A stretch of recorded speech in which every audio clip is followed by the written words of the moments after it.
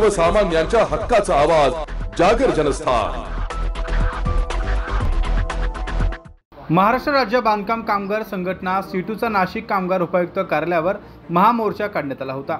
बांधकाम कामगारांच्या प्रलंबित प्रश्नांवर राज्यव्यापी आंदोलनाच्या निर्णयानुसार नाशिक येथील कामगार उपायुक्त कार्यालयावर सीटूचा महामोर्चा हा बांधकाम कामगारांच्या 11 मागण्यांचे निवेदन कामगारांनी उपायुक्त विकास माळी यांना देऊन प्रलंबित प्रश्न व नूतनीकरण करण्याबाबत चर्चा करून या मोर्चाला महत्त्वाचे व बांधकाम कामगारांची शासकीय योजनेचे विस्तृत असे मार्गदर्शन सीटूचे राष्ट्रीय उपाध्यक्ष डॉक्टर DL कराड यांनी केले। तसेच मोर्चाचे मार्गदर्शन सीटूचे जिल्हाध्यक्ष सीताराम डोंबरे, त्याचबरोबर जिल्हा सरचिटणीस देविदास आडोळे, बांधकाम संघटनेचे जिल्हा सरचिटणीस Sindhu Shardul, Mohan Jadhav, doctor Tukaram Sunjae, doctor Rahul नानावरे, Vaijanti टाकोरे, इतर बांधकाम कामगार मोठ्या संख्येने यावेळी या मोर्चाच्या प्रसंगी उपस्थित होते।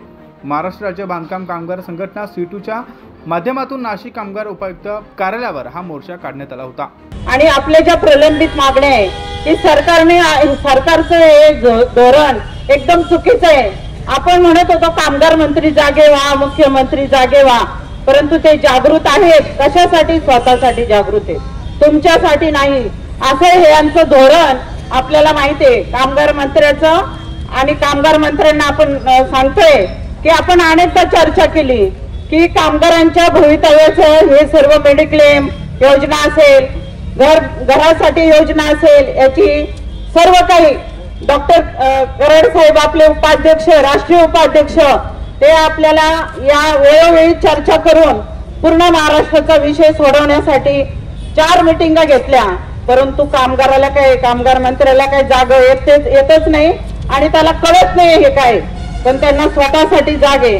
आता मला एवढं म्हणायचंय की मंडळाचा पैसा आहे ते काही कोणाच्या खिशातून द्यायचं नाही आपल्याला, किंवा त्यांनाही त्यांच्या खिशातून द्यायचं नाही, परंतु मला असं म्हणायचंय 1% शेअर जो जमा होतो तो महाराष्ट्राचा पूर्ण ठेकेदाराने आपल्याकडे 1% शेअर सरकारच्या तिजोरीत जातो आणि त्यातून पुढे जे कोट्यावधी रुपये जमा झालेले ते आपल्या पदरात पडले पाहिजे, एवढीच मागणी आपली।